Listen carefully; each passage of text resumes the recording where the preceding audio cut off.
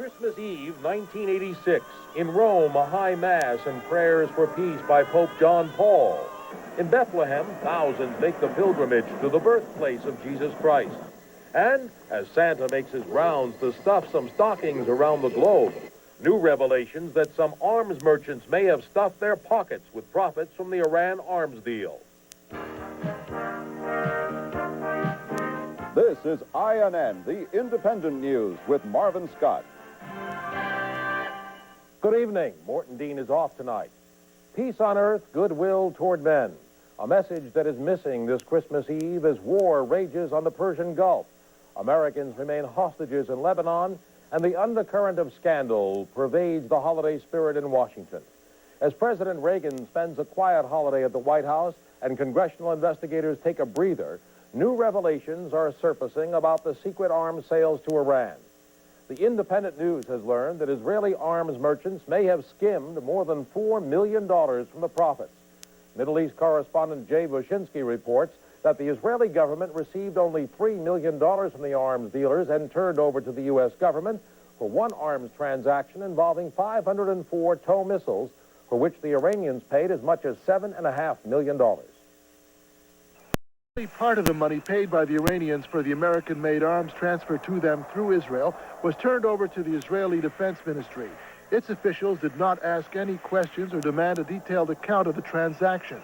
They just sent the $3 million on to Washington. Israeli arms merchant Yaakov Nimrodi was quoted as saying he was paid $5 million for the TOW missiles and kept $1 million for himself as expenses.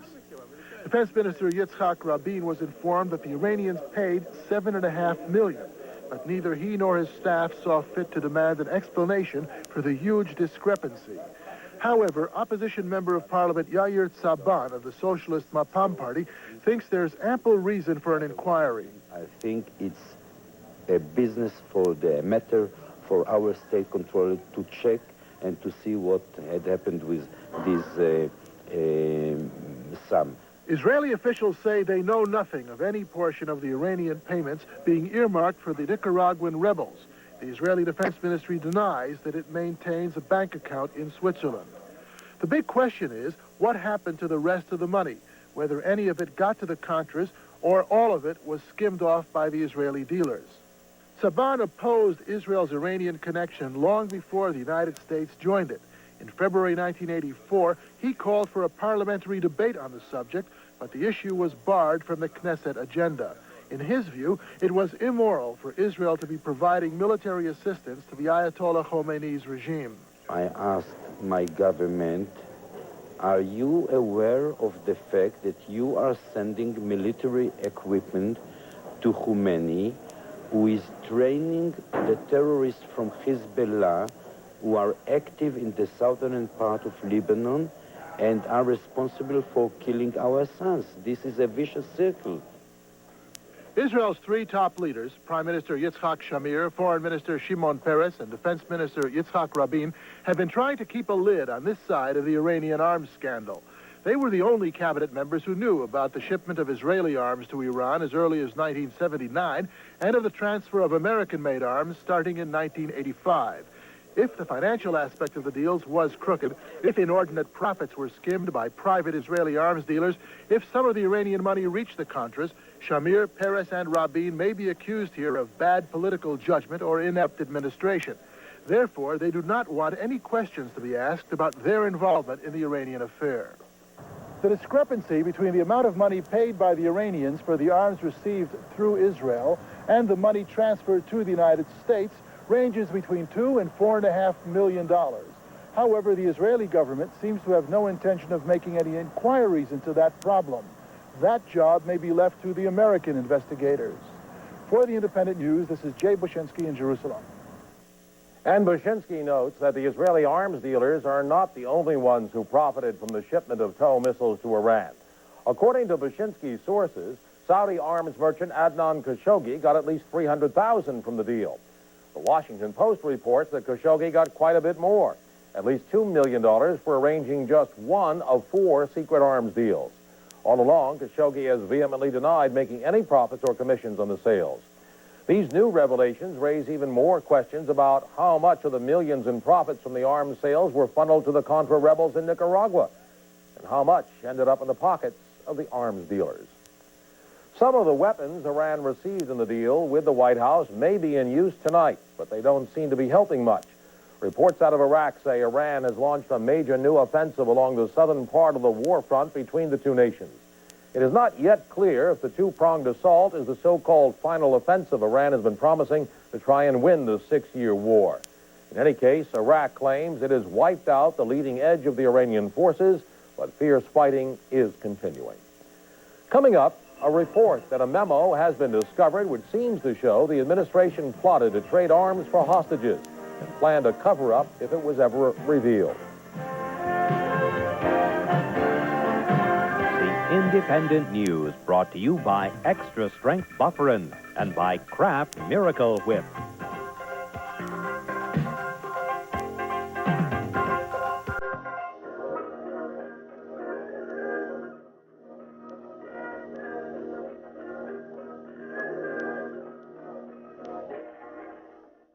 Staggering charge that hit the White House this morning. The New York Times reported a memo said to have been written by CIA Director William Casey that suggests the president had deliberately deceived the American people.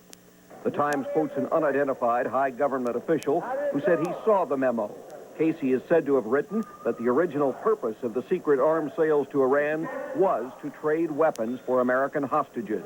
President Reagan has denied that repeatedly. We did not, repeat, did not trade weapons or anything else for hostages. The CIA chief allegedly wrote that if the deal ever were uncovered, the president would claim that his purpose was to search for an opening for improving relations with Iran. And that was exactly the explanation Mr. Reagan has given again and again. The White House says no one on the president's staff has ever seen such a Casey memo, and the New York Times could not determine to whom Casey sent it. The CIA won't even discuss it, and Casey is hospitalized recovering from brain cancer surgery. But just when the president was hoping to put the Iran affair on the back burner for the holidays, this story has stirred the pot. It was obvious that the hostages were being traded for.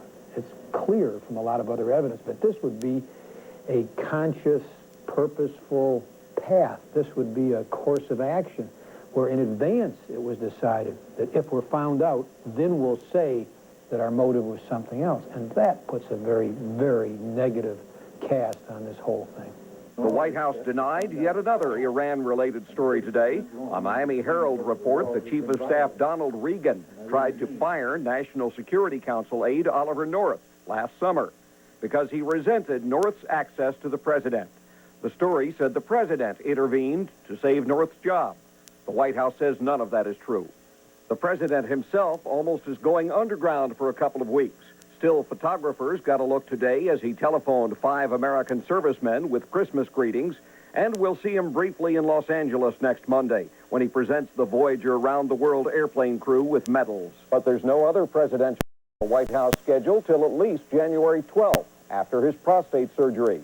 By then, Mr. Reagan will be putting the finishing touches on his State of the Union address, and the White House hopes to show him then as very busy with the business of the nation and not at all preoccupied with the Iran affair. This is John Aubuchon at the White House. Today, a Frenchman got an extraordinary Christmas present, his freedom. Aurel Corneille, a hostage in Beirut for the past 9 months, was released by his captors. The 54-year-old television journalist said he was fine as he was being swarmed by reporters. Corneille was then whisked off to the French embassy in Beirut. He'll return home tomorrow. Corneille was abducted by a pro-Iranian terrorist group. The group called his release a goodwill Christmas gesture. 5 other Frenchmen and 5 Americans are among 16 foreigners still missing in Lebanon. G. Gordon Liddy, mastermind of the 1972 Watergate break-in, has been hit with a big bill this Christmas Eve, a bill from Uncle Sam. A federal circuit court of appeals said Liddy gathered $386,000 to pay for a spy network for the Nixon re-election campaign. But Liddy could only account for about $340,000. The 3-judge panel says Liddy must pay back taxes on the remaining $46,000. The exact amount of taxes to be determined at a later date. And coming up on tonight's INN Health Beat report, Surgeons go to amazing lengths to save the limbs of this young child.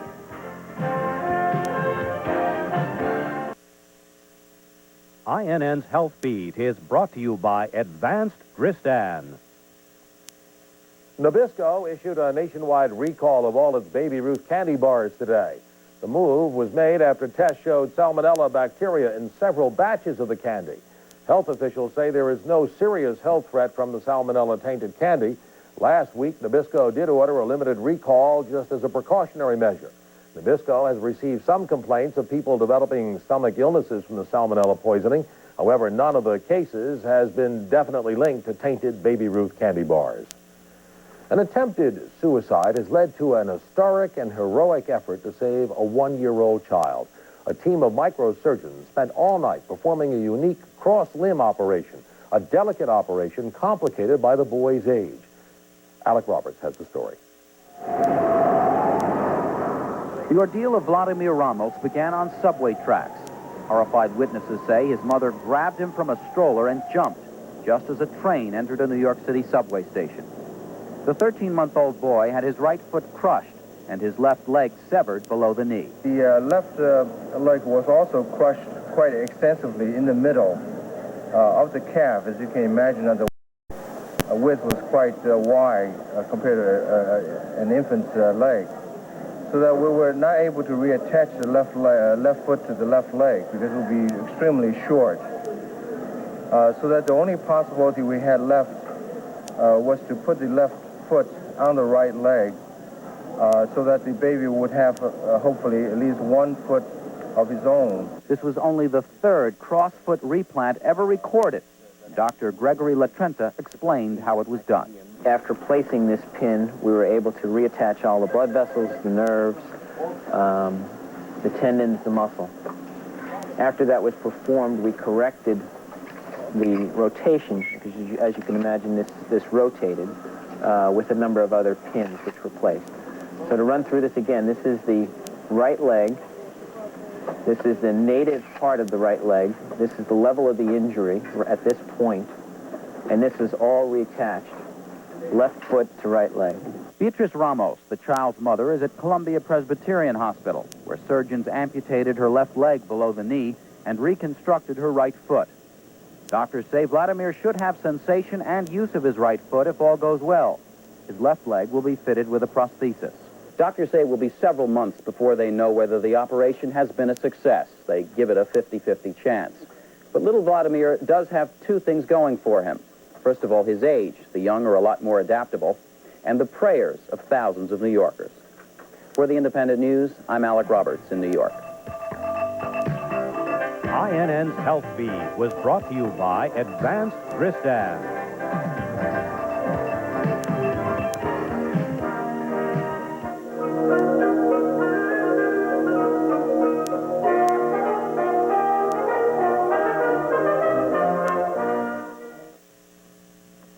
Has the spirit of Christmas been broken in Queens? On this night before Christmas, the holiday lights flicker, but the fire of racial tension burns hotly in the borough.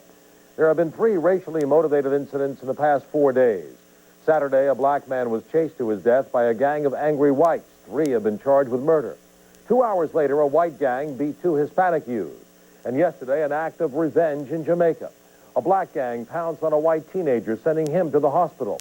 Eric Shawn paid a visit to the neighborhood where it all began, Howard Beach, and he spoke there to some of the residents. You know, for the first time in my life, I'm afraid to say where I live. I'm ashamed. I'm really ashamed of the residents here, the people that I live with, of my fellow human beings.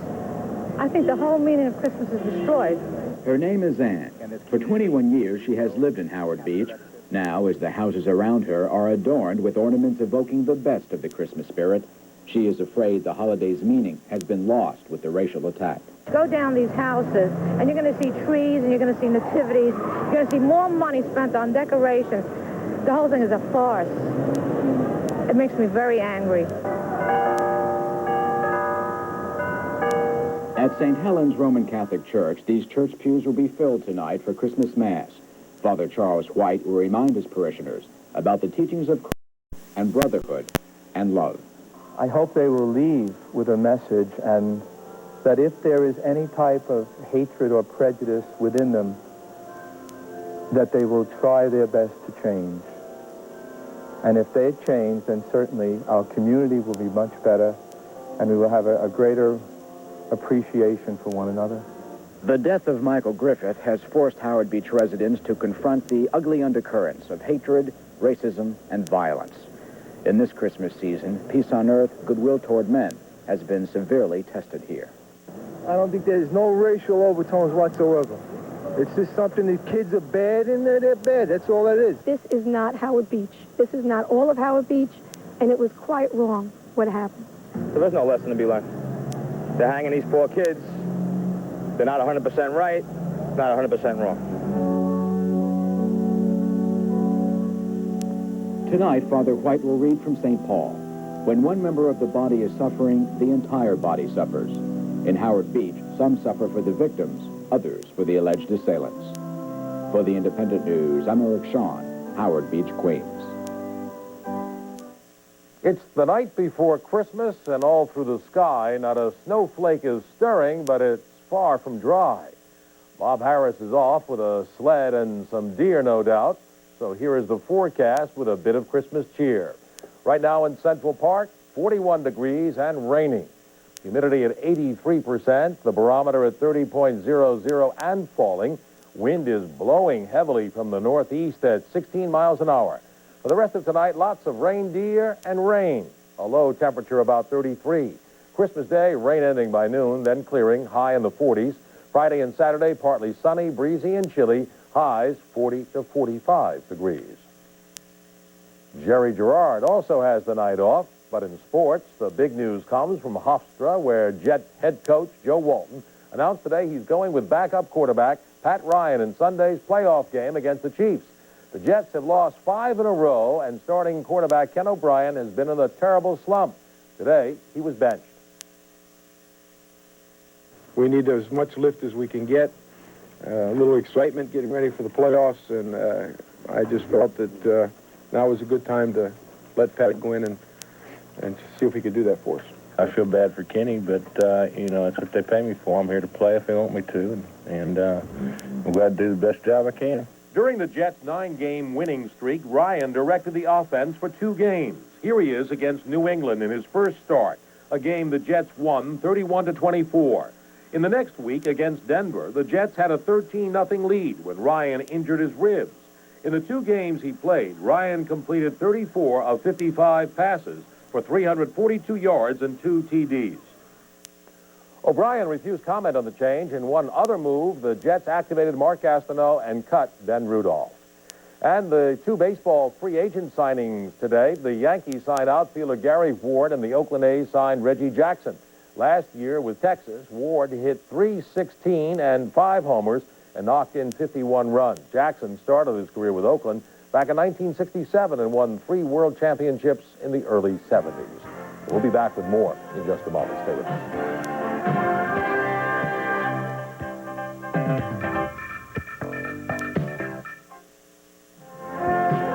Independent News, brought to you by the General Foods Corporation. The holiday season, of course, is a time of sharing. And tonight, we'd like to share with you a holiday message from the people responsible for getting this very program on the air night after night.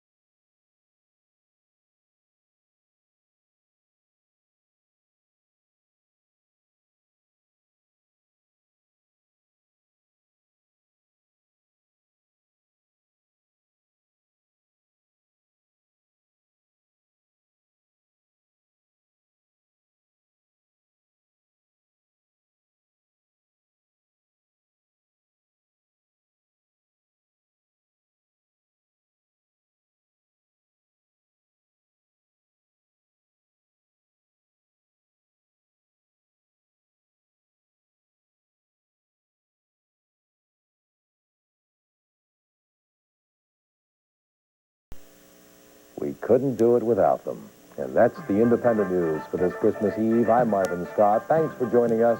And from all of us to all of you, our warm wishes for a holiday that is special and meaningful and filled with peace and lots of happiness. Merry Christmas.